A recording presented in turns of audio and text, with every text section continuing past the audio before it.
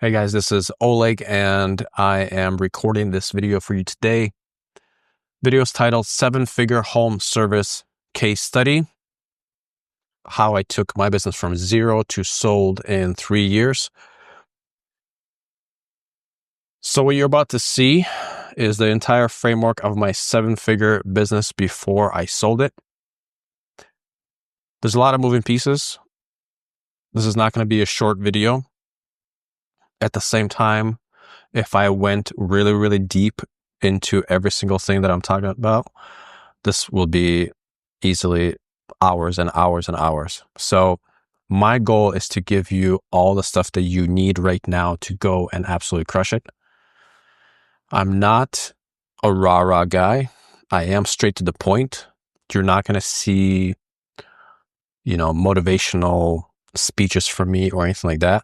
That's not who I am. I don't pound my chest. I don't do any of that kind of stuff. At the same time, I want to give you everything that you'll need to take to your business and succeed. If you're starting from zero, if you already, you might already have a business that's generating $500,000, maybe you're already generating 7 figures. There's always something that you can do better. And if anything, you should go through this video and at least see which leaky buckets you might have in your business. And that's something that we're going to talk about quite a bit. I'm expecting this video to be about 45 to 60 minutes, in-depth explanation of all the systems. And then we'll have a 15-minute Q&A. Those of you that are live, at the end, if you have any questions. The whole framework can be downloaded for free in the description below. My whole goal for this channel is to upload videos very often and give you as much information as I possibly can. I'm not selling a course here. I'm not doing anything like that. I have done coaching on the side. I've done a lot of different things. In complete honesty, my whole goal right now is to invest into and buy out businesses.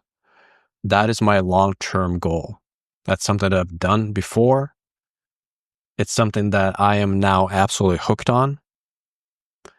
And so, like I said, my whole goal is to help you grow your business, do amazing things with it, and then hopefully I get a message or a call from you one day and you want to sell that business, because there's something beautiful about selling a business and taking home a big chunk of money of a business that's actually worth a good amount of money. And I would be happy to have that conversation with you. If you already have a business that is, at this point, honestly, it doesn't matter what stage of the business you're in. If you're looking to sell your business or bring on, investments, let's talk about it. But this is not what this video is about. I just want to let you know what my whole goal for this whole channel is. A little bit about me. I am 39 years old. I live in the Pacific Northwest. I started my first business in 2012, which was a window and gutter cleaning. Short story on that is that the guy that I worked for since 2008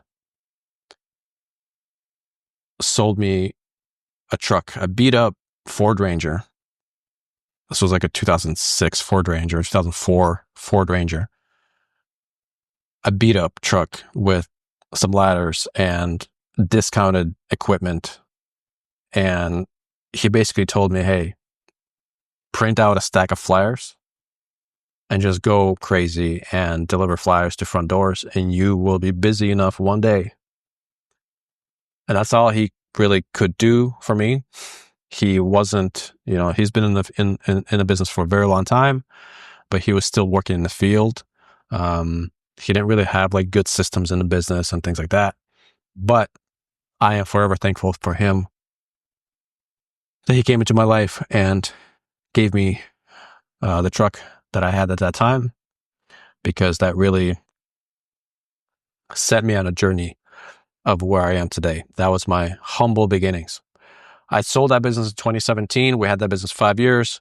We had 7 employees, lots of mistakes, lots of just stupidity, no systems, no nothing, a lot of conflicts, a lot of different things. I really got fed up with it. I sold it to a national chain. And then I invested that money into 6 similar businesses.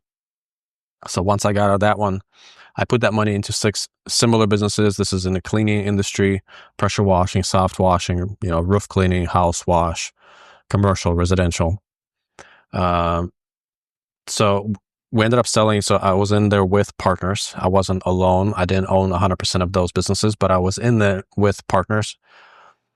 We sold all those businesses in 2023 when we did $14 million in revenue, and we had 60 plus employees. That's depending on, obviously, seasonality. It was anywhere from 45 to 60 typically. Since then, after I sold these shares of businesses, I started cleaning business in 2 more locations in non-compete states. As you can imagine, when you sign on a dotted line to sell your business, they want you to not compete against them in those same states. So I had to go somewhere else. I started 2 more locations. I still have those locations. And my whole job now is I look for businesses to invest and to buy out in a home service niche. And this could be, again, cleaning businesses, plumbing, electrical, tile, remodeling, so on and so forth. If you deal with homes and buildings, commercial buildings, I am actively looking to purchase those. So if you are someone who wants to get out of their business, wants to sell their business, let's talk about it. My whole transparent goal here is to help you grow your business to the point where you'd like to sell, and I'll make you an offer. So as I talked about that, my goal is to help you grow. My whole goal is to help you have an amazing business. You don't have to necessarily sell the business, but if you do sell the business, I would like to have a conversation with you about it. Results that you can expect. I'll show you the exact framework of my business with all of its components. This framework has generated over 1 million in monthly revenue, with the highest month being just shy of 3 million. That is the businesses that we sold. Collectively, that's what we were doing. You may be just starting off in business, or you already have a 7-figure business, but not all of those businesses are created equal. It's pretty wild, the range of, how many people have systems in their business and how people just don't, and they just shoot from the hip. And that can be really scary, because one bad accident, one bad thing that happens at work, and you're shot. There's plenty of guys and gals who have 7-figure, 8-figure businesses who are basically living paycheck to paycheck. And, that's a nightmare. That's a nightmare of a job. That's not even really a business at that point. It's not really serving you. Sure, maybe it's paying your bills, but to be generating millions of dollars and only have a few grand in the account, there are big issues with that. And that's something that we will definitely address in this video. The framework is for an exterior cleaning business, but can be applied to any home service business. Like I said, if you have a tile business, home remodeling, if you have, windows installers, whatever it is, this could be applied. Obviously, some of the tactics and things and numbers and whatnot that we're going to talk about, you can just adjust to what you do. But in general, the framework should be roughly the same. It'll show you areas you may have overlooked or tighten up the screws in your business. The goal of this video is to raise the value of your business significantly by putting in proper systems. If you ever thought about selling your business down the line, being this organized will double or triple your asking price. If you aren't planning on selling anytime soon, this framework will generate you loads of money. Most businesses are ran very poorly, shooting from the hip with no real direction or strategy to scale. I hope you agree with all that. It's absolutely true. A lot of businesses are built on like I said, just shooting from the hip, waking up in the morning with no real goal or agenda. You're just putting out fires all day long. So many business owners just put out fires all day long. There's no structure. There's no systems. It's just go, go, go, from job to job. This is what we got to do today. This is what we got to do tonight. This is, the fire that we got to put out. But if you have the proper systems, business becomes a lot easier and more enjoyable because it's not so stressful. And that's something we're going to talk about. If we are talking about selling your business down the line or raising the value of your business significantly, you need to have systems. Nobody, including me, is going to come into your business and give you a lot of money unless you have systems and proper systems. Because no investor wants to buy a job. No investor wants to come into any business and go to work. The investor's job is to bring in their mental power, their experience into the business, and make that experience and make that business better. All right. So let's talk about the 3 failures of a home service business. Number 1, the owner wears every hat, which is not attractive to investors. And we'll get into each one of these in more detail. Lots of leaky buckets, not getting enough out of customers or technicians, and no financial structure, spending money on the wrong thing in business. The financial structure to me is the most important thing in a business, which you will see as we keep going down these slides. If you fix 3 of these, you can fix 99% of home service businesses and get them to 7 figures fast.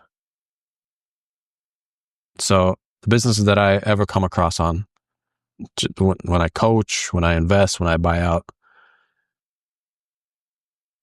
these are the first 3 that I always look at. What does the owner of the business do on a daily basis? They're just putting out fires, because that's not the way to run a business. If somebody's putting out a lot of fires, that means they don't have a lot of systems. I look at the leaky buckets. So we're going to talk about the customer journey, the technician journey, and then their financial structure and what they do with the money.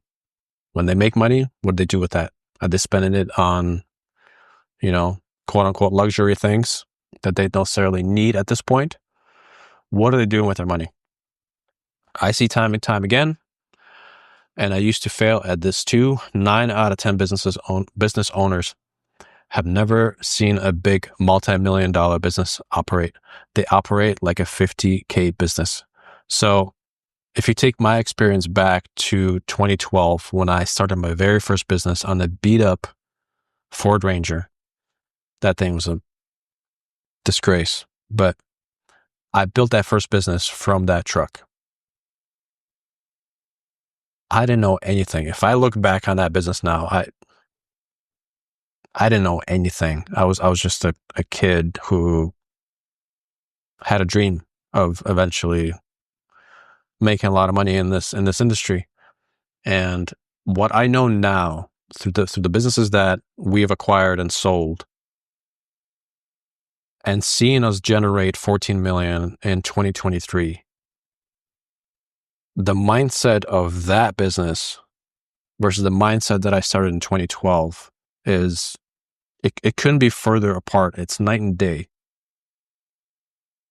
And so somewhere on that spectrum, you probably are as well. You're either kind of in a startup stage where you don't really know, or you're a little more experienced. You've seen kind of how it's made, but maybe you don't really understand it. Once you see the big thing, I mean, if you think of it like, if you go into Amazon, if you spend a day with Jeff Bezos or Elon Musk or somebody like that, your mind completely opens up to what they do and how they operate and how they spend their days and all that. Or if you spend your time with your friend Bob, who just, goes, clocks in, clocks out, goes home and gets drunk. Those are completely 2 different variations of mindsets and how people operate. Because after all, we all have 24 hours in a day. We all have 7 days in a week. And those who accomplish a lot and those who have these massive, massive businesses, they just spend their time completely differently and they think about things completely differently. And so my whole goal is to give you as much information that I have in my brain. I'm not where I want to be yet. There are smarter guys than me, obviously, and all that generate insane amount of money with massive businesses. But the majority of people are not anywhere near that. The majority of people are guys who generate 100, 200, 300, 400, 500K a year. That's, 90+% of all businesses in this industry, they generate that kind of money. And those guys usually work check to check and there's not too much money left behind. And they want to grow, but they don't have the systems. They don't have the knowledge. They don't have the help. And they don't have the understanding and the mindset of like, what does that look like? A business that generates, let's say in our case, $14 million a year, that business operates at a completely different level than a business that generates $300,000 a year. It's a whole completely different beast. So let's talk about the top 3 failures. The number 1, the business owner wears every hat. No one has ever built a massive business all by themselves. I think we can all agree. If you look at any massive business, not just in our industry, you need employees, you need help, you need mentors, you need staff, you need people. So nobody's built it by themselves. And the whole goal is to not just hire a bunch of people, but actually put people into place to create the business that you always wanted and that can serve you. Hire the right kind of people, put them in the right kind of places. Jim Rohn is famous for saying, having the right people in the right seats on the bus. How are you supposed to have any time freedom if you are doing everything? Again, you have to delegate. Here's how you are slowing down your business by wearing every hat. There are people ready to be hired who are better at most tasks than you.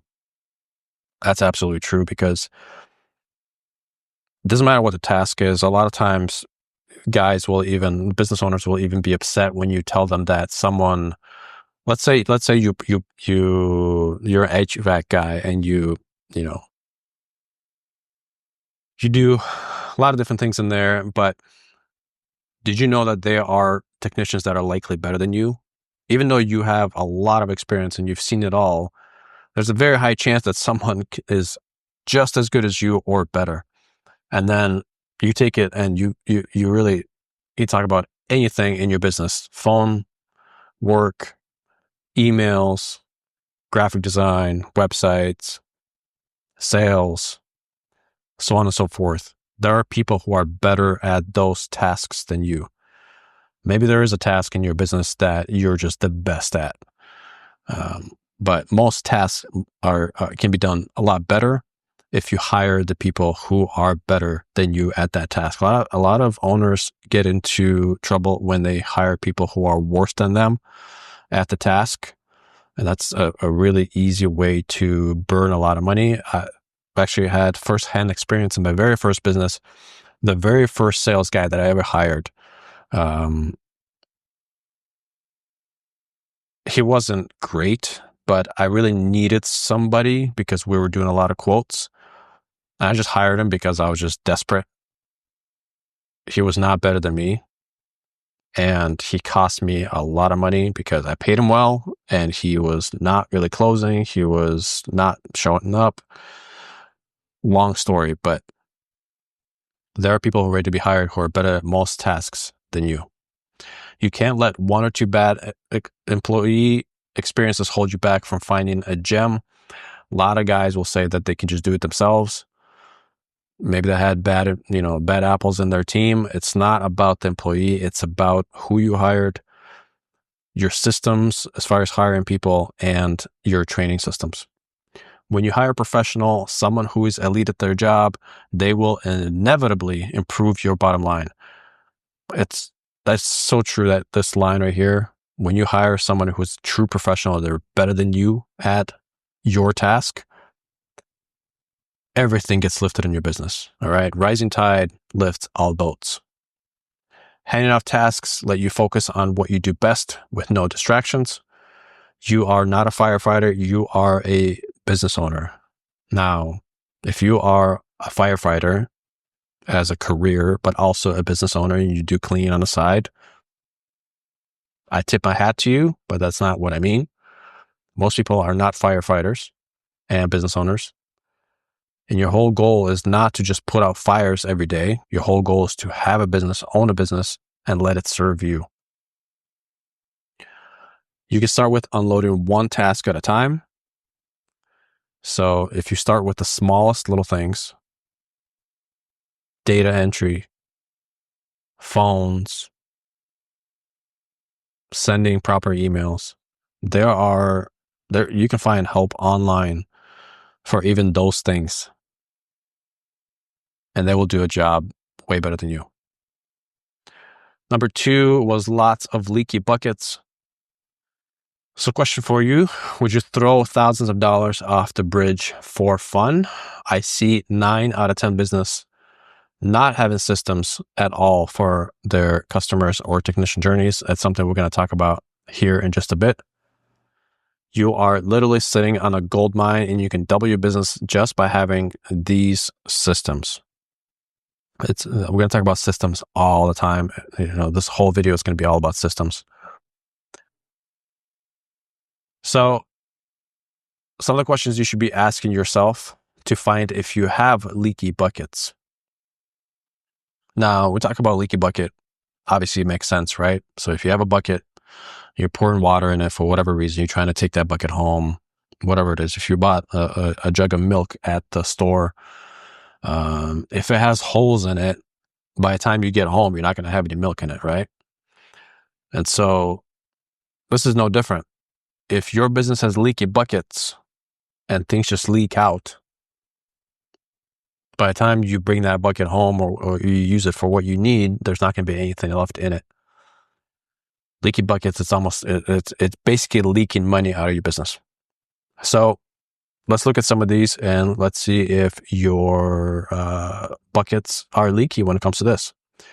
Are you properly and quickly answering your leads and clients' calls, texts, and emails? Like, do you have systems that properly and quickly answer the phone? It's kind of funny in this industry that 8 out of 10, maybe 9 out of 10 businesses don't answer their phones live, which is absolutely insane. They let it go to voicemail, then they'll take days to get back to the client. To me, that's absolutely crazy. Are you fixing their problems at a high level, more expensively?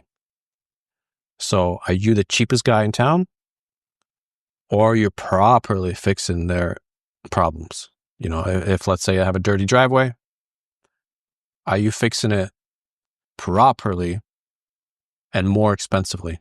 Are you just showing up snot-nosed with a little napkin quote saying you can do it for $100? Or are you giving them a high-end experience at a high level and charging them $600, let's say, for a small driveway? There are companies who will do that. There's one company in the area that will charge $100. And then there's going to be a company in the area that does things at a very high level that will charge $600, let's say, or more, just figuratively speaking. Are you upselling at the job site? Okay, if you're not upselling, obviously that's a leaky bucket. You're literally leaving money on the table if you're not upselling. If you are too shy to tell your client, hey, I also noticed that your gutters have debris in them. Hey, I also noticed that you have a little bit of this going on here. Hey, I also noticed that you have a little bit of moss growing by the chimney. Whatever it is. If you're not talking to your client about that, you're literally leaving money at the job site, because not every client is gonna agree to, hey, okay, oh, you noticed that? Okay, cool. Yeah, let's get that done. How much would that be? Not every client's going to ask you that, or is going to want you to do the work. But even if 2 out of 10 said, "Oh, really? How much is that? Oh, okay. Well, yeah, let's add that on." And let's say that was $200, $400, $600.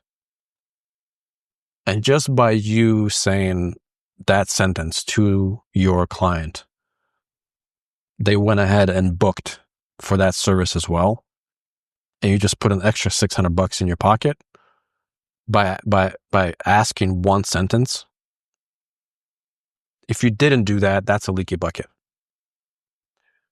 Are you sending gifts to your best clients? Again, some might not think it's a leaky bucket, but how are you treating your best clients? If somebody's spending thousands and thousands and thousands of dollars with you, especially commercial clients, we were doing insane jobs, 6-figure jobs for commercial clients. And we would send them incredible gifts, property managers, business owners. They're paying you that kind of money. If you don't do that kind of work, if you do maybe just residential, but you have a client who paid you thousands of dollars for cleaning or, whatever you do, are you gifting them? Because gifting goes a long, long way. Do you have a robust and rewarding referral systems? Referrals are absolutely massive. Lots of guys build their businesses on referrals, which is great. It's not necessarily the way we do it, but, from all the marketing and advertising and things that you can do, if you also ask for referrals all the time and actually have a system behind it, so you're constantly asking for referrals. If you're not doing that, again, it's a leaky bucket. Are you properly asking for reviews and making it easy? So again, is there an incentive for people to leave a review for you? Are they leaving pictures with reviews? Are you doing it properly? Are you making it easy for them where they could just do it super quick on their phone? If you don't, again, leaky bucket, because if you build your reviews, obviously you're going to do really, really well, because Google and other sites where you can leave reviews, they love reviews. And customers, when they see your business compared to another business that has less reviews, chances are you're going to get the call and not that other business. Are you following up with them multiple times a year, depending on industry, of course? So if, some industries, it's more of just like a one-time sale and you move on. Some industries, like cleaning businesses that we invest in, there's a lot of touches. And we come back out and, on recurring, and we clean a lot of different things. And so we follow up with them quite a bit, multiple times a year. We'll talk more about that. Again, if you don't do this, it's a leaky bucket, because if you only do work for them once and they never hear from you again, you're again just leaving money on the table. Are your technicians being evangelists in the field? So are your technicians talking to their neighbors? Not necessarily meaning go and knocking on doors. We used to do that back in the day. We used to do something that's called 5 rounds, where they go and they talk to 5 neighbors. We stopped doing that just because I'm just not a big believer in things that I wouldn't like. I wouldn't want my clients to experience, or my, people experience about our company. And so we stopped doing that. We still hang, door hangers and leave flyers and things like that. But if there's an opportunity, if they're out and about and they're getting some food at Subway, or they're, doing whatever, there's an opportunity for them to talk to the people there for business. All of our guys have, business cards and brochures they can leave and things like that.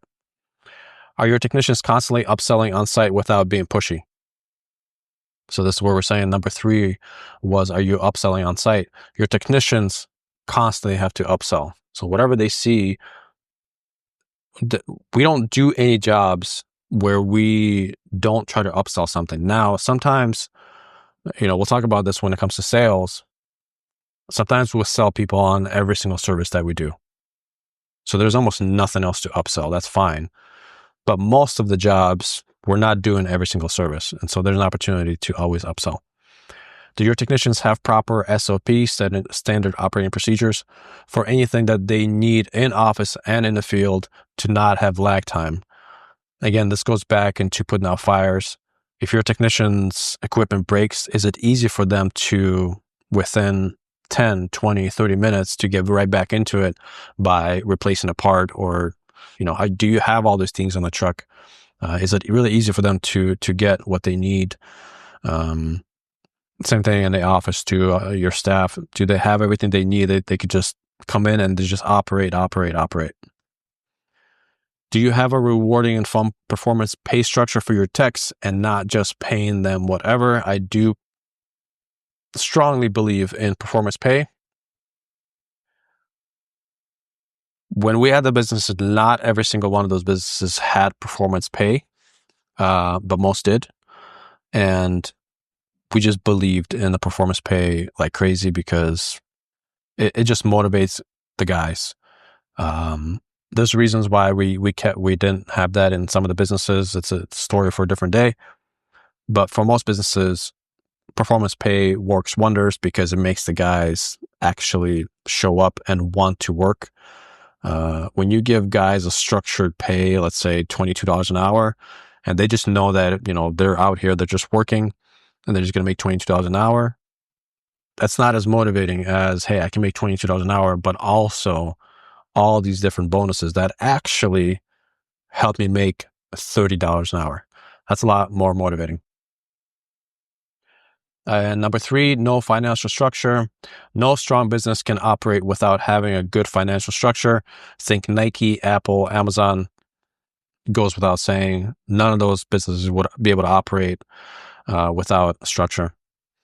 Home service businesses are no different.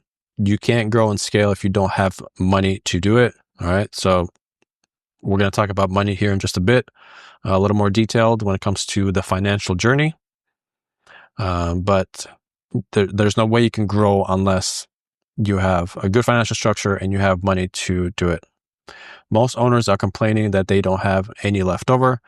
The answer to that is always twofold. First, you need to maximize every opportunity to increase income. Second, you need to spend and save that revenue wisely. So when I see guys living paycheck to paycheck, again, we already talked about a few of these things, but leaky buckets, things like that. But typically they're just not maximizing every opportunity to increase their income. Again, upselling, they have their guys out there with broken equipment, stuff always breaks. There's a lot of different things that you can do to increase your income. Still a lot of stuff that we're going to talk about here in this video. And then second, once they do have that money, they're spending it on random things that don't help them. So many businesses invest into marketing that doesn't work. They don't talk to other business owners. It's kind of weird to me. Always has been. When you are looking to invest into something for the business, but yet you don't get advice from people who are in similar businesses than you, but steps ahead of you, you need to have those connections if you want to really grow. And people just make decisions without talking to anybody, and they will hire the worst company in the world to help them with, let's say, ads, and they just blow a lot of money. And then slow season comes and they don't have any money to spend on anything. And so everything that you just did to maximize every opportunity to increase income, and then you went and spent it on random crap that doesn't help you, you're back to square one. One of the first things that I do in my business or any business that I purchase is set up money buckets. We'll talk about that. The buckets will depend on the business, but should be able to divide every dollar that comes in. If you have not read Profit First, you definitely should. The whole concept is taking every dollar that comes in as profit and dividing that dollar into buckets. Buckets could include operations, marketing, growth, savings, owner's draw, taxes. These are the basics, but you can have a lot more. We had a fun bucket where we put money away every week for a mega prize at the end of the year for the holidays. I don't know what happened there. We did a draw, and one technician received $3,000 as a Christmas bonus, one $1,500, and one $500. It was an absolute blast. Just imagine how amazing that is. I mean, we were putting away like $100 a week. And at the end of the year for Christmas, we drew, we had the whole Christmas get together with all the guys and all of our office staff and everything. And we did the draw. Okay. And one person got $3,000 for Christmas. One got 1,500, one got 500. I mean, we gave also gift cards and things to the rest of the employees. You want to treat you guys and gals really well. But imagine the the boost that gave to the whole entire team. It was absolutely crazy. If you allocated money into buckets, you'll never get down about broken equipment or spending money on ads. So if you go back into operations, marketing, growth, that all, like, if you have money in all those buckets specifically for specific things. So if you have, money for operations and something breaks down, usually if you don't have those buckets and something breaks down, you got your head in your hands and you're saying, how am I going to be able to purchase this equipment that just broke down? If I need to replace it or get a new one or get it repaired, and at the same time I have to meet payroll this week, there's no way that's going to happen. And so again, it's like trying to climb out a hole and then something happens, you're back down the hole. You're trying to climb out a hole and something happens, you're back down the hole. And so many business owners just live like that, and they just never get to grow out of anything. And so this is why financial structure and the financial journey that we're going to talk about is so important to me, because that to me, that's where it all starts. You have to have the systems in place financially so that when every single dollar comes into you, you want to put them in the right kind of buckets. We do all of our budget planning in January. We know exactly what the budget is for everything. It's easier to manage, hire, and grow. That's pretty self-explanatory. When the year starts, we do all of our planning so that we know exactly what's going to be happening. Investors absolutely love when you have good financial structure. It makes their decision to buy or invest into your business easy. If you have good books and financially sound, haven't been an investor here for the last 6 years, I can definitely tell you that businesses that actually have good financial structure and have good books get way more money than those that don't. It's pretty simple, right? Because if I'm coming into your business and you don't have good books and you haven't had good accounting, what am I investing in at that point? What am I buying? What am I purchasing? So here's my 7-figure funnel. This is my framework for a 7-figure home service business. It's the same framework that I used to grow our businesses to over $14 million in revenue. It's the same one that I use when I invest or buy out a business. So when I come into any business now, this is the first things that we set up. Okay. So there's a lot here. All right. We're going to talk about all of this. The biggest things to me, let me see if I can actually, one second here. Let me see something.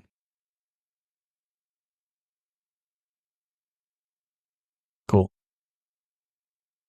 So yeah, I can move it around. So you'll see we have the financial journey. We have our technician journey, and down here we have our customer journey. And you can see all of these things have systems. So all the blue guys right here, these are all management spots in our business. Let me zoom out a little bit. All of these green ones are all systems, including these ones right here. Some of these we do not in-house, but in general, this is what it takes to run a multi-7-figure business. And we'll get into all of this. Again, this thing will be available for download. The way that you look at it is you are the ownership, and you are typically, again, some industries might be different, but majority will be like this. You'd be split into sales, office, and field. And so you just keep going on the line. Office should have somebody who's handling marketing. Now, again, depending on the size of your business, You may be doing all of this. Your whole goal is to put people in place to do a lot of these. But you got the marketing, you got the staffing and hiring, HR, you got your accounting, your inventory people, your lead system. So all this, how you treat your customers and everything like that, from first contact to last. Hopefully there's never a last contact. Your sales, you got your B2B, B2C, and then you got your field technicians and all the systems in there. All of these have little mini systems as well. So it's not just this, but I didn't want this tree to be so massive for you guys. And then up here, this is more of the ownership thing and the financial journey. The compliance, the budgets, the growth, the investing, and so on and so forth.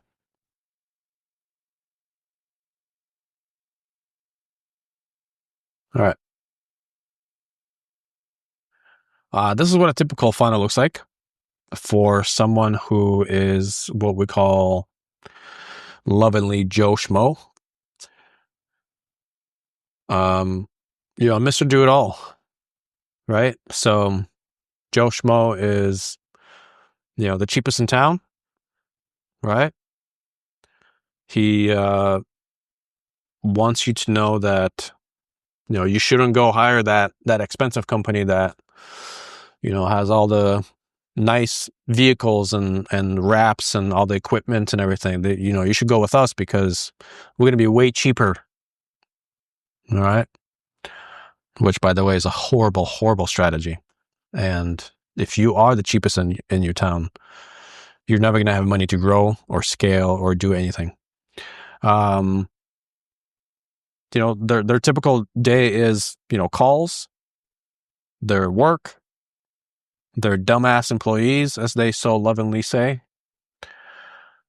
All the money goes into one account. There's no buckets or anything like that.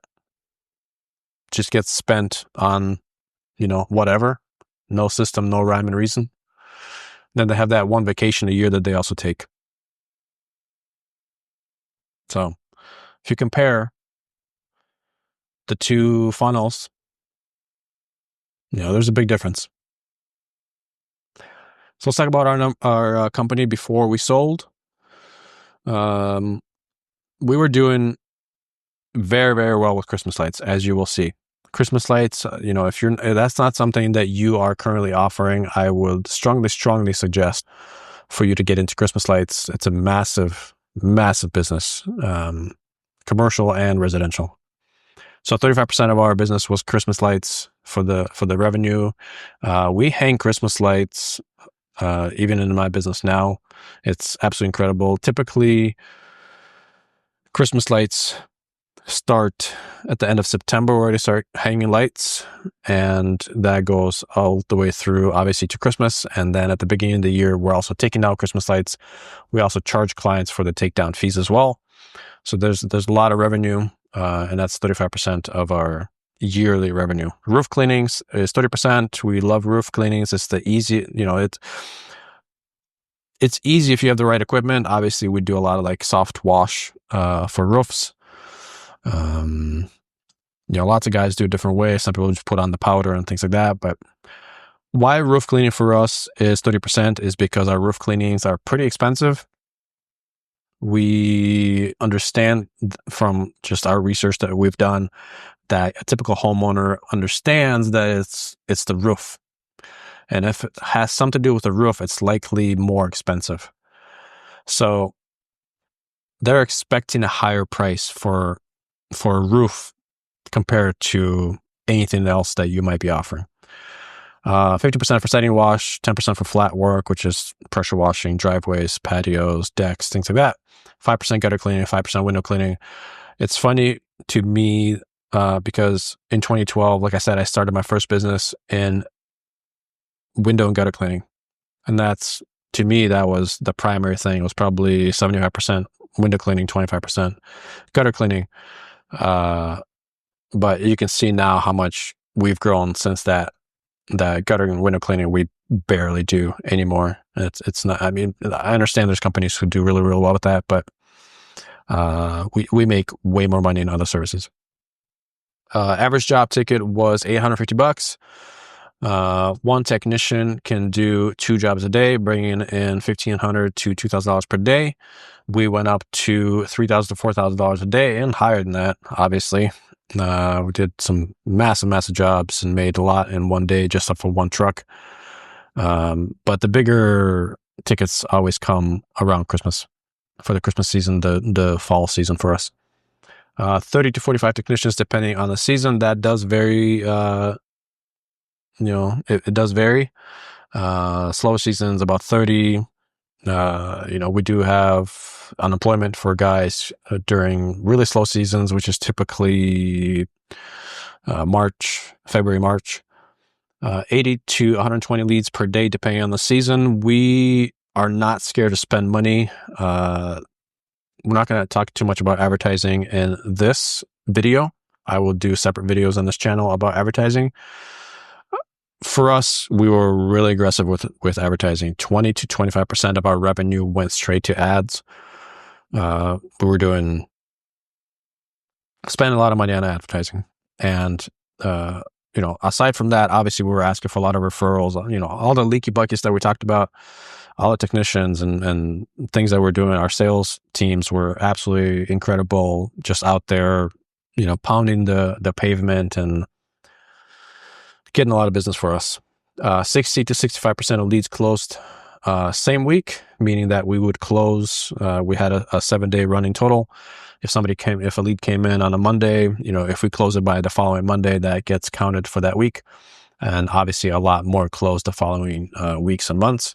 We were trying to get that number up, but we kind of found our sweet spot in the 60 to 65%. Typically, if you close a really high percentage, there are guys who will say, I close 9 out of 10 clients. To me, that means you're not charging enough. You could be charging a lot more.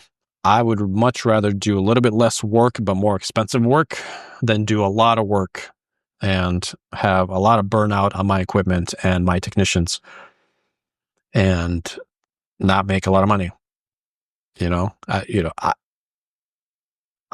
At times we were under 50%. When we were really, it depends on the season. When it's Christmas season, it's not, we could be under 50% for Christmas season because we're way more expensive. We know it's money making season. We know people spend a lot of money on Christmas stuff. So it's a whole different video that we can make. 2023 smallest month was 1.1 February. That's typically kind of our slower month. Again, 1.1 for someone who has a small business sounds crazy. When I say slow month, but it's 1.1, you're just like, yeah, bro, like you made over $1 million in 1 month. But for a business that generates $14 million, 1.1 is obviously less than 10%. Biggest month was 2.7, which that was a crazy one for us because we were projecting 2.3 or so, 2.2, 2.3, and we hit 2.7. Just an incredible month of November for Christmas lights. And then we sold 2 months later. So the sections of this training, part 1 will be financial journey, part 2, customer journey, part 3, the technician journey. Again, that's going back into here, the red ones right there with the technician, financial, and the customer journey. So let's get into it. Part 1, financial journey. This video is already getting long. Again, my whole goal is just to give you as much information as I possibly can. This is basically like a full-on training. Pretend that this is me coaching you, and I'm sitting you down, and we're just drilling on this thing. So, that's the way you should be looking at. This is the most important one of the 3 journeys, the financial one. Nothing fails faster than a business with no financial plan. The amount of customers and employees you have means nothing if you're not strong financially. Again, if you don't have the buckets, if you don't have things set up, it really doesn't matter what you do, how much revenue you bring in, how many customers you have or technicians. None of that matters. It can all disappear in a flash with one bad audit, one work accident, or so on. How we set up the financial journey in our business. We applied for Profit First, which is the book that I mentioned, principles to create separate folder accounts within our business bank account. Every Friday, our CPA would take all the revenue for the week and divide it into buckets, our accounts. So again, we talked about the operation account, the marketing account, taxes account, so on and so forth. You have to have money in all those accounts if you truly want to take control over your business and your financials. Every bucket needs to be filled, and you have to be strict about. The split percent really does vary from business to business, and we change that percent depending on our goals. So when we were aggressive, we had certain money go into different buckets than we were a little bit more conservative, and that really depended on our goals and seasons. We were very strict with our accounts. If we needed to get a new piece of equipment and we didn't have enough in the operational expense bucket this month because of another big expense, we didn't buy it and we revisit it next month. So that's pretty self-explanatory. It's one of the things I was the most proud of in my business, the strict rules we put into the buckets. This also helps big time with taxes. If you are proactive, it's a massive surprise comes tax season. So a lot of guys struggle with taxes. A lot of people are behind on taxes. There's nothing that worse than having to owe thousands and thousands and hundreds of thousands, depending on how big your business is, or millions when it comes to tax season. And if you're not prepared or you're not ready for that, that's a big hit. That'll slow you down massively. Compliance. Being compliant with insurances, taxes, licenses, OSHA certifications, vendor approvals, etc., will eliminate a lot of potential headaches. So again, it's one of the things that we come into whenever we buy or invest into a business. We set all this up, right? So these are the 3 parts of this video that I want to drill in. The financial stuff is super important. Compliance for us is a big part of it. So making sure you have all the right insurances, you pay the proper taxes, you do it on time, you have all the right licenses, all the certifications, you pay for vendor approvals and systems and things like that. If you took care of all those things, then you can operate. Because whatever happens in business, there's always something that can happen. Something breaks, somebody falls off the roof, like God forbid, obviously, but things can and will happen. And if you prepared yourself ahead of time, this is again going into business owners who all they do is fight fires every single day. If you have all these things in place, there's no concern. Obviously, it still hurts to file an insurance claim and things like that. But if you have all these systems, it just makes it really easy, because when something happens, you go, okay, I just take this and I go do that. You're more.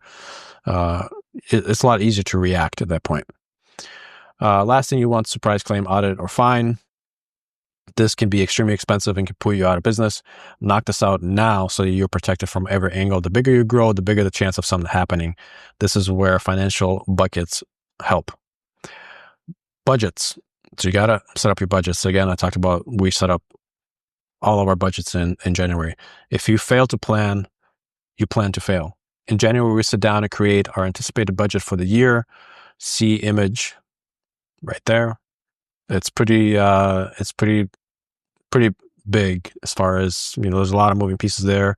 If you'd like for me to share that one as well, just let me know, and I can leave a link for that one as well. I do have to probably make a video about that one, because if you just see it, it might be a little bit like, whoa. So if you do want me to make a video about that, just let me know. This makes it easier to plan for the year and know what to expect. It gets easier every year as you have the data from previous years to fall back on. So you'll see in there that it almost, at first, it asks you to, what you think the revenue will be for this year. Obviously, like, we can dream, and we can, say, hey, we're going to probably do this, and that. The more years you do this, so if you do this for 2, 3, 4, 5 years, you have the data now, and you can see how you're growing and what percent you're growing by and whatnot, so that you're coming into next year, it's a lot easier because you basically just like, okay, well, we grew by 20% every year or by 50% every year or whatever it is. We're going to try to grow by that again next year. Obviously, at a certain point, it's easy. Like, it's easier to multiply your business. Like, we've got into business before, and we would do a 200% growth in 1 year, just because the business is still small at that point. Because it's easier to take a $300,000 business and make 7 figures with it the following year. That's not that difficult, but it's a lot more difficult to take a $5 million business and make $10 million with it the following year. That makes it a lot more difficult and very, very hard. So, if when you create these budgets, you're looking and saying, okay, well, I've been growing by, 50 years, but now it's getting a little bigger. Maybe next year we're going to try to grow by 30%. Then you set up your budget based off of that. But again, I can make a whole video on that. The budget should have anticipated revenue per month, revenues per truck per employee, itemized expenses, trucks, employees, insurance, material, shop, loans, month to month, depending on season, and owner's draw and business net income. You can take this opportunity to dream bigger and put down a bigger anticipated revenue and see how that changes your expenses as well. So even though you can say, well, I'm looking to grow by 30% next year, you can always push it. This is your business. This is your baby. That you make the rules here. So you can always push it a little bit further and say, well, I'm going to try to shoot for 70% increase next year. What does that look like? Obviously you'll see it, all your expenses and things, you're going to see in there that, there's certain things that you got to do in order for you to accomplish that. But you can dream and you can push yourself. If you set a bigger goal for yourself, even if you don't hit that goal, but it makes you think a little bit different about what you need to do that year to achieve that goal. Now, when you pull up the budgets every week or two, you'll see how much you'll need to keep pushing. It's a great reminder of what you're trying to accomplish. It's great to see if you're kicking ass. So every month that you open this, you open it in March, you go, okay, for the year so far, we did this and that. Let's see, month to month, are we, in line, or are we falling behind? And that's when you can, push more. So that's what it looks like. Growth. At the beginning of every year, when we do our budgets, like to think in terms of what we need this year to take the next step. This can be finally hiring that sales guy, rebranding, investing in a great company to take over your marketing, buying the equipment to be able to handle bigger jobs. This is where having your growth bucket come into place. You save towards a big goal and then pull the trigger when you're ready. How awesome would it be to have cash to freely pay for a rock star to join your team, for example? I will say, however, having a mentor in your business life who is at 10 steps ahead of you is huge. What you think you need to grow may not be the correct option at the time.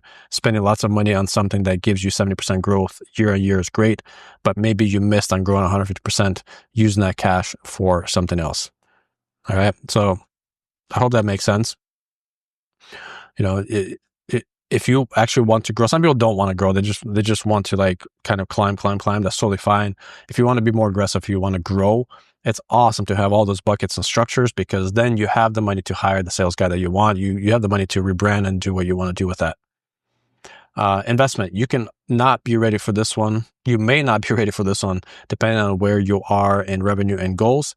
If you look at the richest people on earth, they got there by investing. There are different levels of investing, from passive to hands-on. We've invested in local markets where we already were buying out smaller fish. This could be a buyout of the business or just a customer list. When done correctly at a good cost, this can be a very effective strategy to keep taking more market share. This can be a whole video in itself. It may not be your goal to keep growing and scaling massively. Okay, so again, this is getting into more way most of you guys are probably not going to be wanting to get to this level where you're investing heavy into other businesses and growing other businesses. You might feel like you have enough to worry about, on your own. But if you have goals of, doing really, really well for yourself and, leaving a legacy and whatnot, you're going to want to invest into other businesses. All the richest people on earth do that. Part 2, let's get into the customer journey.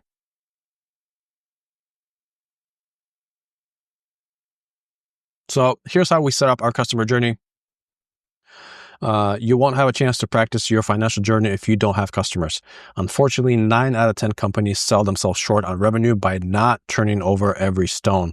Can you tell me right at the top of your head all the steps your client goes through first contact to after the job has been completed?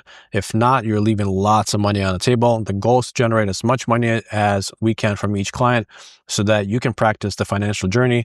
Let's talk about how to squeeze everything we can from every opportunity. So if you ever played a board game, you're trying to get from one end to another, you're rolling dice, whatever it takes. There's a journey that you have to go through, and there's, cards that you draw, you got to read it, do the thing. That's all a journey, right? And so there's a certain process for you to finally get to the point where you win the whole game. That's how we look at the customer journey in my businesses. From the moment they contact you for the first time and talk to you for the first time, how do you go from that all the way to them getting the job done and paying you, and then following up with them down the line? And it's a journey from the very first moment they ever see you on Google or wherever else, all the way through service, and then for years to come, and the referrals that they gave you, and so on and so forth. That's customer journey is everything. So let's talk about that. I think I need to plug something in here real quick. 1 second, guys.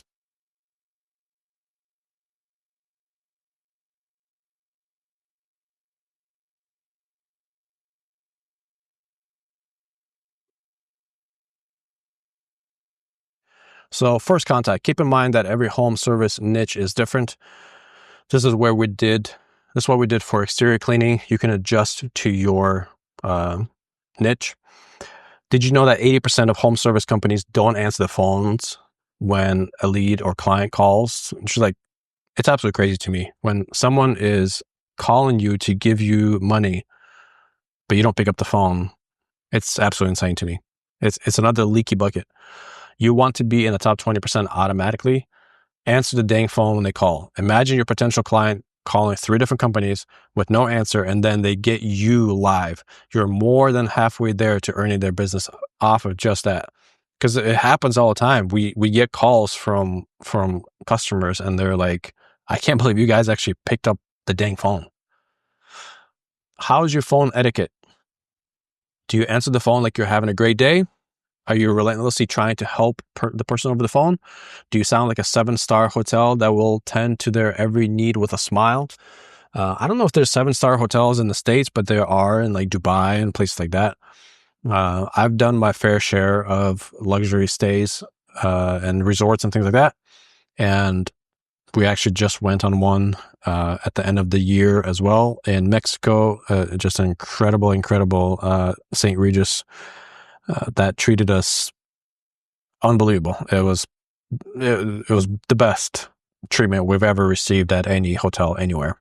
And it actually makes you think about your business a lot more too. So it's not a like hack too. If you ever get a chance to just go spend, even if it's, depending on your budget, even if it's a night or two or whatever it is, go spend at like a really, really high-end luxury hotel.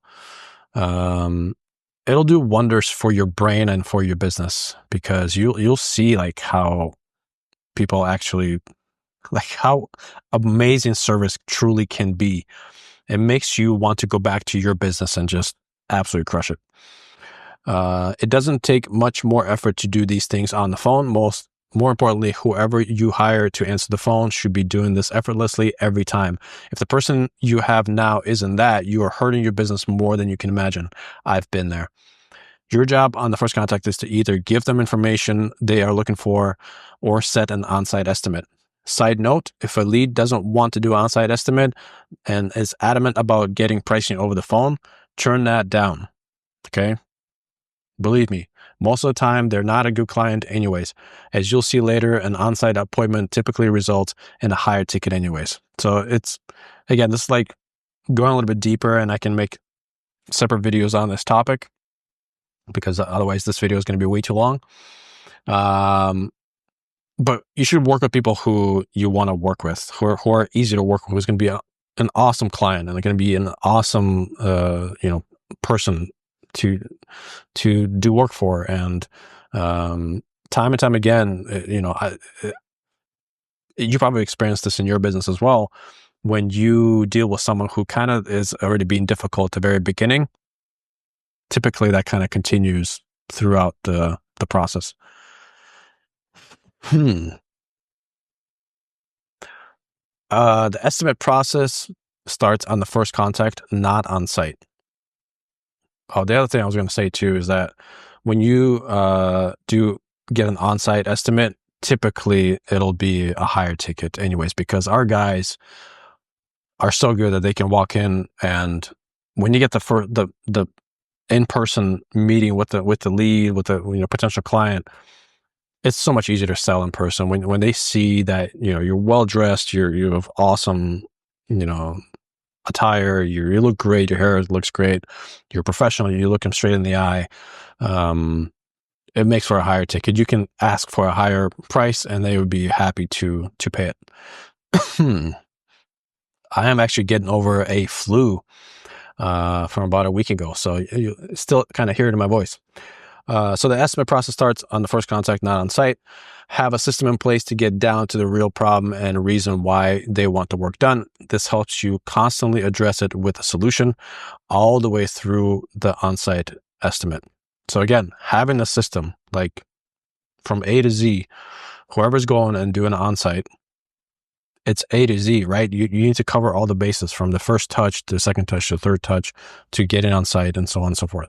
Our phone staff knows it's their job to pre-qualify and basically get a lead to 50% or more towards the sale. The lead should be excited getting off the phone that your company is the right one to solve their problem the best way. So meaning by the time our sales staff gets to the lead's home or business, they should already be basically sold on us. We just need to show up and deliver an amazing experience during the estimate, and we get the business. So, we teach all of our office staff to be incredible over the phone, answer any questions, give them suggestions. That goes a long, long way. Once on site, the difference between a one-sentence estimate and a robust 3 to 5 page proposal can't be understated. The potential client needs to be wowed with your service, not just made aware. Again, it's just rolling out the red carpet for them, not just showing up and giving them a one sentence, hey, we'll do this for $300. We give them a whole spiel. We give them a brochure. We give them options for, for different types of services that we can provide for them on site. We give little discounts if they bundle. Our whole job there is just to show up and wow them, roll out the carpet for them, give them all the information they need, all the printouts, you have the staff on there, you have the printouts, you have all the certifications that we have, you have names of our technicians, what we're good at, it's again, more videos like that are coming. Comment on this, what you like to see, and I'll be more than happy to show you what we do.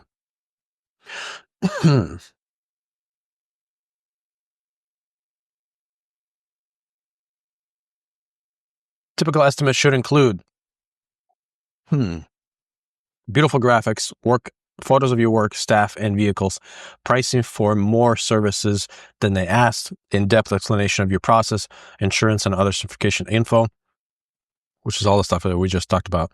At the same time as the estimate, the lead goes into a specific email flow based on if they booked or not. If they haven't booked, we keep sending them awesome things and discounts to change their mind.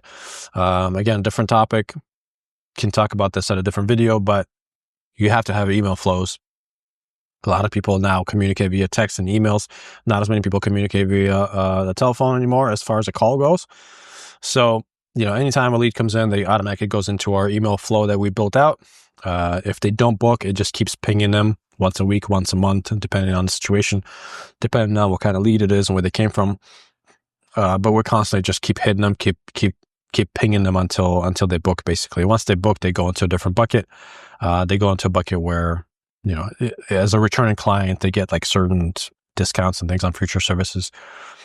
Scheduling shouldn't be as simple as putting them in the calendar. Your CRM should be equipped with lots of metrics. When you enter a job in, the CRM should know at least 5 to 6 metrics about it, like type of work, where the lead came from, how long the job took, how much you netted on the job, and so on. Set up your CRM to give you as much info as possible. This will help you make better decisions in the future.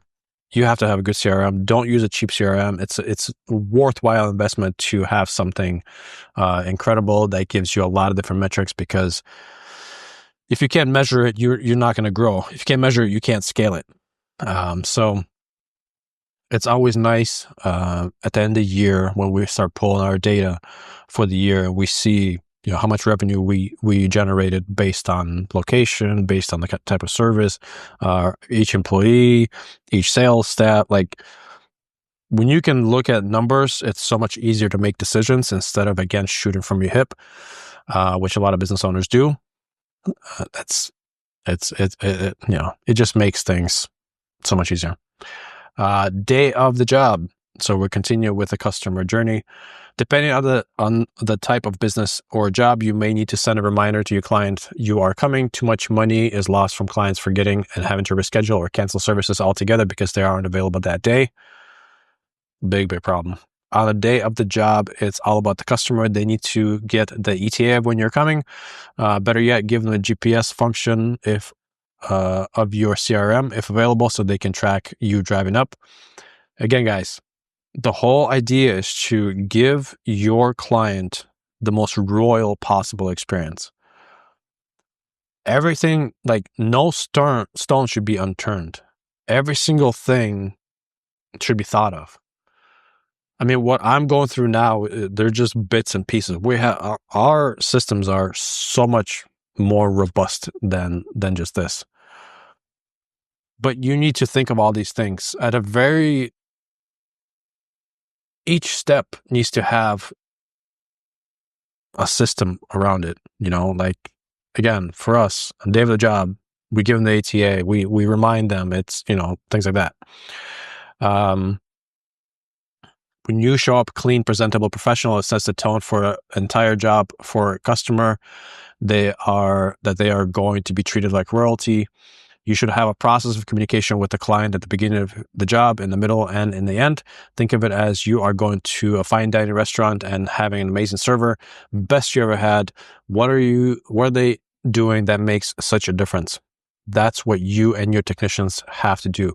We never leave the job site until the customer has fully walked through and completed the job and has zero complaints. As we are getting ready to head out, we leave them more information, ask for referrals, and ask them to schedule the next appointment while we have them. There is an approach to all this that comes very natural, not pushy or salesy. Okay, so all these processes, they don't have to be, anything crazy, but you have to have these systems. You don't have to. Nothing has to be pushed. Nothing has to be salesy. It can be very natural. It can be, it comes from a place of caring. It's coming from a place of caring for the obviously for the customer, for your technicians, for the business. The customers love to be pampered. The customer loves to feel great. That's why, we all strive to go to a really nice restaurant or a really nice resort for vacation, or, buy the newest iPhone or have a great experience somewhere. We love that kind of stuff. So it's your job to give that kind of experience to your customer. After the job, even though the on-site job is done, your job as a business isn't done. Our staff always checks in with the customer the following day, see how everything went. If the customer hasn't left a review, this is another great time to ask for one. This is also a great time to confirm or schedule the next visit, depending on the industry. Ask them to recommend us on Facebook or Nextdoor. If someone asks, we send out thank you cards to every single customer and gifts to those who spend over $2,000 with us. Side note, cards and gifts work really well in the mail to your past customers, especially if there's discount there for future services or referrals. That last one is a big moneymaker for us. Email blasts work really well too. But getting something in the mail as a returning, like if you're a past customer and you haven't had service, from us in a year, and you get something in the mail that says, "Hey, we miss you. Here's a little gift." It could be a Starbucks thing, could be whatever. Here's a little gift. We'd love to see you again. Please use this discount to book by this date. That works incredibly well. We have, because these are not cold. It's not cold mail. You're not sending it to a cold audience. These are customers that you've serviced. And if you've done all these things and you've done a great job for the customer, it should be an easy sale, because you miss them, but they also miss you if they had a great experience. Future emails, texts. I hate spam emails and texts, the unnecessary ones. There are companies who will send emails to their past customers and leads at least once a week. If it works for you and your numbers, that's cool. I'm not a fan of that, though, because I know personally I wouldn't like that. The only emails we ever send out are monthly specials. That's it. Every month we keep it simple in the subject line, February specials. Our past clients are now used to seeing that, and it builds familiarity. You never know what month they will get the urge to get some cleaning done and have the budget for it. We also send annual texts to customers who have done work before. If someone got work done on March 14th in 2024, best believe they will get a text in the beginning of March to see if they want the same service done again. Between these emails and texts, we send enough communication to be present but not overwhelming. The only people we spam more are leads that haven't booked. They get emailed 2 to 3 times a month until they unsubscribe. So yeah, somebody who hasn't booked with us, that has gone through the system, the process, we've given them an estimate, we've been on site, we've met them, but they just haven't booked. We just keep pinging them.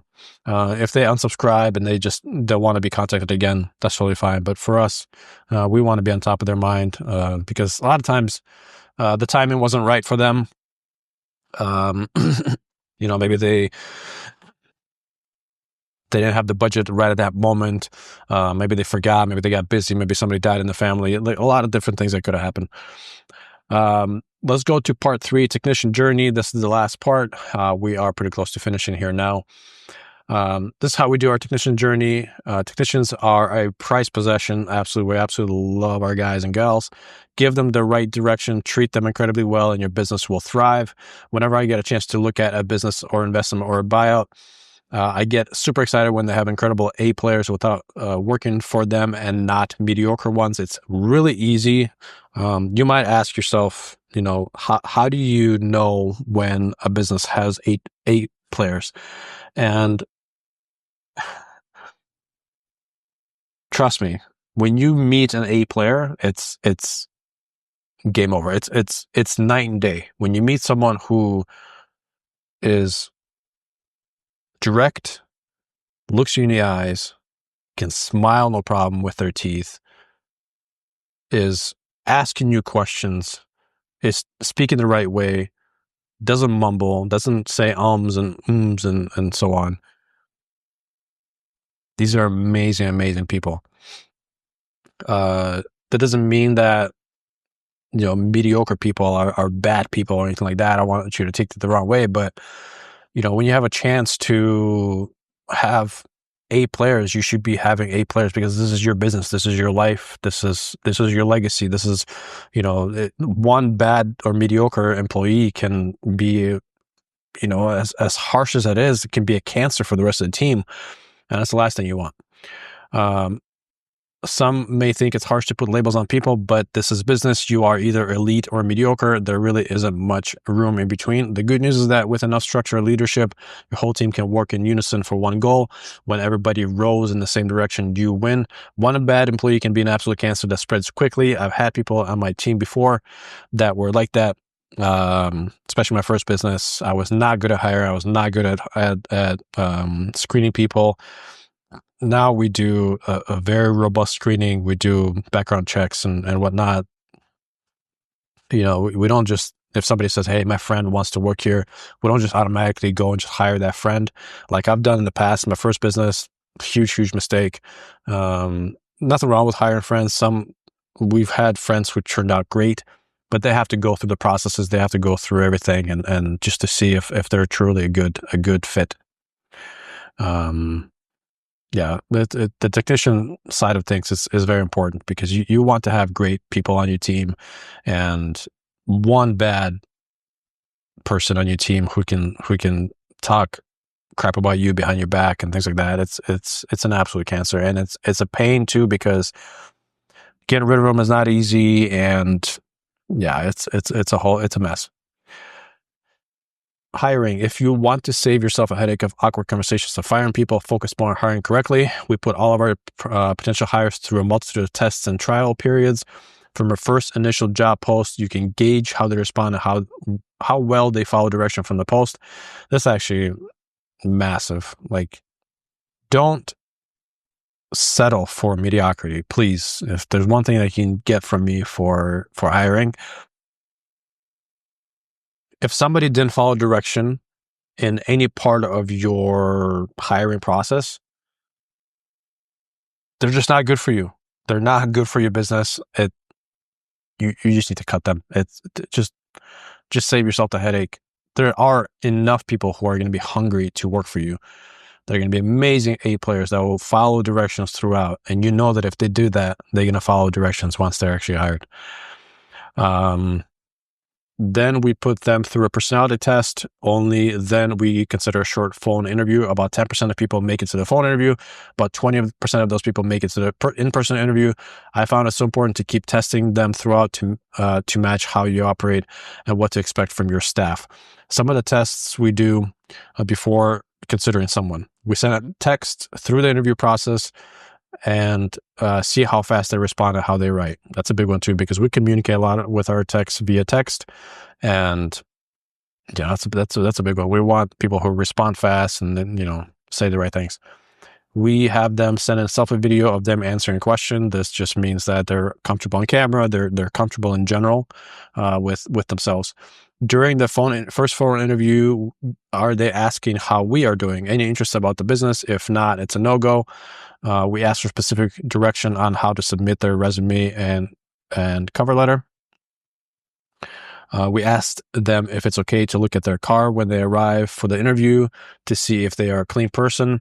Some people like that, some people don't. We've had guys who show up to the interview and then we ask them if we can come look at their car, and they say no. So you can imagine if we hire them or not. There are many other things you can do. These specific things are super important to us, so we look for people who we'd love to work with. SOP, standard operating procedures. Whether you believe it or not, you already have a process for everything that you do. It may not be great, but you have it. If you ever bought anything from IKEA, the furniture comes with directions and materials. If you don't follow directions, you may not like the final result, as well as the frustration of putting it all together. Your business is no different. Everyone on the team needs to follow specific directions for everything they do. Too much autonomy could lead to results you don't specifically want. It also makes it easy to hire new staff. Once hired, you can plug them right into the operating system. Here are some of our SOPs that we use. So all of these, we have folders of SOPs, but these are some of that we use. Basically, SOPs are just standard operating procedures. That basically each one of these things is just a step-by-step on how to. So if you're going to bring in an employee into your business, you give them this manual and they see step-by-step what they need to do to accomplish, that task. Advertising, marketing, email flow, phone call, text, quoting and estimating, follow-up, pressure washing, trucking equipment, conflict resolution, time off. That's just a few of the many that we have. Performance pay. Are your technicians motivated to make more money? Let's get real. No one is coming to work for free. Money is the biggest driver. Give them a chance to make more money if they help you grow. Every time you get a positive review or referral from a client or returning client, there are all money makers. They all lead to more revenue, but you wouldn't have gotten any of that if it wasn't for your technician who is face-to-face with that client. So you have to reward them. All the technicians have a base pay for the week and then bonus pay if they hit certain markers. This can vary from industry to industry, so you can adapt it to yours. I will be making a video about performance pay and kind of how we do it. But again, it will vary from business to business. But I truly believe in performance pay because it motivates your technicians to do really well. Our technicians' higher pay depends on these factors, to list a few: on-time record, communication metrics, truck cleanliness, scores given by customer reviews, and direct referrals and upsells. Our technicians are in complete control of how much money they make. It's great hearing stories about for our guys for the first time being able to save up for a down payment on a house or get a car they always wanted. I have a million stories about that specifically. It's unbelievably rewarding for a business owner like myself to have employees who are able to achieve their dreams. It makes everything very, very real for us. Team fun. This one's crucial. It's also easy to do. A little bit really goes a long way here. A simple gesture of bringing the guys gals coffee is a fantastic one. It's morale is through the roof if you do something like that. It's so simple. We order breakfast every single Friday for the entire team. We also give dinner gift cards for best performing staff. Everyone loves food. Once a quarter, we all shut down operations for a day, which is paid, and go out bowling, top golf, sporting events, skiing, and so on. Pacific Northwest, we have a lot of skiing. Maybe your location doesn't have skiing, you can do something else. It's an absolute investment, but it keeps the energy high with the team. People want to work for someone who cares about them individually, so care. Every Monday at the team meeting, we highlight one teammate from every department for something awesome they did the week before. Make it about them, not about you. Rising tide lifts all boats. Your business will flourish. I don't think I can add much more to that. You have to take care of your team. And this is where, again, where if you have the financial journey, if you have a bucket for team fun, you can have a lot of fun. Advancement. Most, if not all of your team, hopefully would love to advance with the company and have a bigger role. As you grow, that becomes a real thing. Do you have an organization chart? Have you ever made one, even if it's just you and a technician so far? So it could just be you and there's a technician right under you. That's an organization chart. You can still make the big one, but at least have something. Get a blank sheet of paper and pretend you have a $10 million business. What does it look like on paper? What are all the people working for you? What are the roles? We are talking about senior techs, junior techs, operations manager, office manager, sales reps, content marketing, phone people, administration, accounting, so on. In a big business, there's a lot of positions. One of the biggest parts of the technician journey is writing out how they can go from starting from the bottom and work of your company and grow into management roles. Be detailed here. What does the job description entail? What is expected? How much are they going to get paid? This will change over time, so it doesn't have to be set in stone. But if your team knows what to work towards, it is motivational for the right A player. So it doesn't have to be super detailed. It's going to change as you grow and you scale. Things always change. But just to have an idea, and when you're hiring an A player and you sit them down and you go, hey, this is what I have right now. This could change, but this is how I want all of our guys to grow and become a big part of this business. That's really motivating to guys who, are guys who want to achieve something. Final thoughts on this video. There are 1,000 ways to skin a cat, 1,000 ways to grow your business. I'm not asking you to reinvent the wheel. I'm asking you to do the things that absolutely work. Nothing here is crazy groundbreaking. I've always been good at taking easy to understand concepts and putting them to work. The issue is that most business owners will look at this and watch the video, shut it off, and go do the same thing they've been doing for years. There's only one thing I ask of you after watching this. Take one slide at a time and make it elite in your business. Just one. Whatever it is, just start with one. You can literally start at the top of this. Obviously, I said financial journey is the biggest thing that you should do. Take the financial journey, go, part one, financial journey, start the first slide, and just knock that slide out of the park. Do all those things. Reach out to me for advice. I'm more than happy to walk you through stuff. We can chat about this. Once it's elite, go do another one. Even if it takes you months to get it perfect, so what? A year from now, you'll be thanking yourself daily that you did all the work. That's one of the reasons behind what I do now, is to give you all this information, because I feel like I'm going to do this for a whole year. I'm going to give you all kinds of information for you to succeed. And I hope that a year from now, I have people reaching out and say, I saw your videos a year ago. I implemented this, that. This is where my business is now. I'm the happiest I've ever been. My business is absolutely just crushing it. That's kind of stuff I hope and wish that a year from now or sooner, I hear those success stories, because then everything that I do here is worthwhile. A business that operates at a high level is amazing to own. Absolutely. If there's anything I can help you with, don't hesitate to let me know. And I'm definitely cheering for you. So I'm going to log off of this. It's already been a very, very long video, but hey, I want it to be full, just packed with value, experience. You know, I'm losing my voice on this video, but I just wanted to give you everything that I have. Like I said, I'm not asking for any money or any kind of handouts here at the very end or anything like that. Um, I'm just sharing my experience, things that have worked for me, things that helped us grow, the businesses that we have and the businesses that we're growing now and the business that we're investing in and buying out. I'm just sharing everything that I have here. And like I said, if it helps one or two or five people, I mean, it's all already worthwhile. So I'm signing off now. Thank you for watching this and stay tuned for more videos to come.